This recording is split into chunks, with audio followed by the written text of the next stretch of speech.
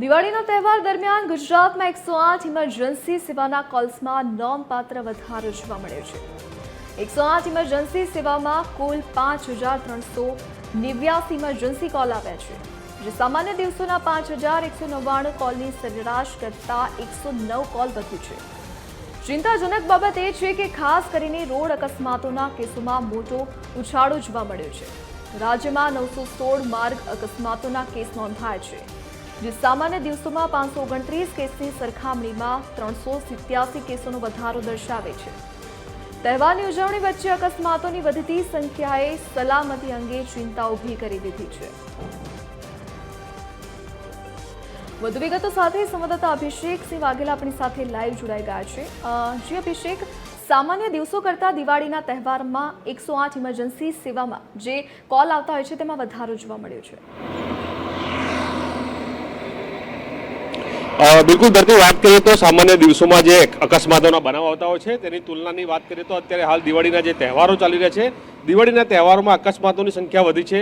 હું મારી પાછળના આપણે દ્રશ્યો બતાવવા માંગીશ કે જોઈ શકાય છે કે અત્યારે હાલ આ વૈષ્ણોદેવી સર્કલ પાસેનું જે અંડરપાસ જે છે ત્યાં જ અત્યારે હાલ આપણી ટીમ છે અને અત્યારે જોઈ શકાય છે કે એક વાહન જે છે તેનો અકસ્માત જે છે તે સર્જાયો છે। સૌથી મહત્વપૂર્ણ કહી શકાય કે જ્યારે આ પ્રકારે જ્યારે વાર તહેવાર હોતા હોય છે ત્યારે લોકો જે છે તેની મુસાફરી વધી જતી હોય છે અને ત્યારે આ પ્રકારના બનાવો જે છે તે સામે આવતા હોય છે। ત્યારે 108ની જ્યારે આપણે વાત કરવામાં આવે તો દિવાળીનું પર્વ ચાલી રહ્યું છે અને 108ના જે ઇમરજન્સી કોલ જે છે તેમાં નોંધપાત્ર જે વધારો જે છે તે જોવા મળી રહ્યો છે। સૌથી મહત્વપૂર્ણ કહી શકાય કે આજ સવારને 8 વાગ્યા સુધીની જ્યારે આપણે વાત કરીએ ત્યારે 8 વાગ્યા સુધીમાં 5389 જેટલા કોલ જે છે તે મળ્યા છે, જેની તુલનામાં સામાન્ય દિવસોની જ્યારે આપણે વાત કરીએ ત્યારે 5199 કોલ એટલે કે 190 કરતાં પણ વધારે કોલ જે છે તે રોડ અકસ્માતના ચિંતાજનક આંકડો જે છે તે હાલ સામે આવ્યો છે। સાથે સાથે મહત્વપૂર્ણ કહી શકાય કે 916 જેટલા રોડ અકસ્માતના કોલ મળ્યા છે, જે સામાન્ય દિવસોની જ્યારે આપણે વાત કરીએ તેમાં 529 કોલ મળતા હોય છે, એટલે કે 387 જેટલા કોલ જે છે તેમાં વધારો થયો છે।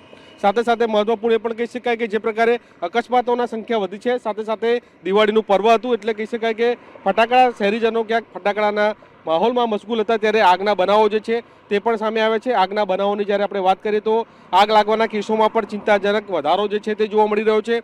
દિવાળીના પર્વ પર આગ લાગવાના બનાવોની કુલ વાત કરીએ તો 34 જેટલા બનાવો જે છે તે સામે આવ્યા છે અને જેમાં અમદાવાદમાં સૌથી વધારે કેસો જે છે તે નોંધાયા છે। અમદાવાદની જ્યારે વાત કરીએ તો આગના બનાવોમાં 17 જેટલા કેસો જે છે તે અલગ અલગ જગ્યાઓ પરથી નોંધાયા છે। સાથે સુરતમાં 8 કેસ, જામનગરમાં 5 કેસ અને નવસારીમાં 4 કેસ। આ રીતે દિવાળીના પર્વ પર આગના બનાવો જે છે તે પણ સામે આવ્યા છે। એટલે કે ધરતી સૌથી મહત્વપૂર્ણ કહી શકાય કે 108ની જે ટીમ જે છે તેણે આ વખતે સ્ટેન્ડ બાય જોવા મળી હતી। સાથે સાથે કહી શકાય કે એક તરફ જ્યારે શહેરીજનો જે છે તે દિવાળીની મોજ મસ્તી માણતા હતા ત્યારે બીજી તરફ આ ચિંતાજનક આંકડા જે છે તે હાલ સામે આવી રહ્યા છે। અકસ્માતોની સંખ્યા વધી છે, કેમ કે જે પ્રકારે તહેવાર ચાલી રહ્યો છે અને તહેવારમાં લોકો પોતાના વતન જતા હોય છે ત્યારે પણ કહી શકાય કે મોટી સંખ્યામાં લોકો શહેરથી બહાર જતા હોય છે। એટલે આખા રાજ્યભરની જ્યારે આંકડાની આપણે વાત કરીએ ત્યારે આ પ્રકારે એક ચિંતાજનક ઘટાડો, નોંધપાત્ર વધારો જે છે તે જોવા મળી રહ્યો છે। સામાન્ય દિવસોની તુલનામાં વાત કરીએ તો જે પ્રકારે અકસ્માતોના બનાવ જે છે તેમાં ક્યાંક ને ક્યાંક વધારો થયો હોય તે પ્રકારની અત્યારે માહિતી મળી રહી છે।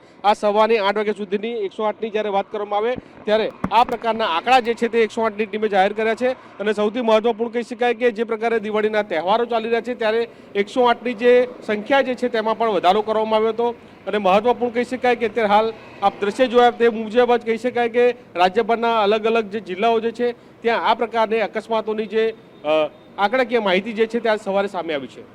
જી ધરતી। જી અભિષેક, વિગત સાથે જોડાવા બદલ આપનો આભાર।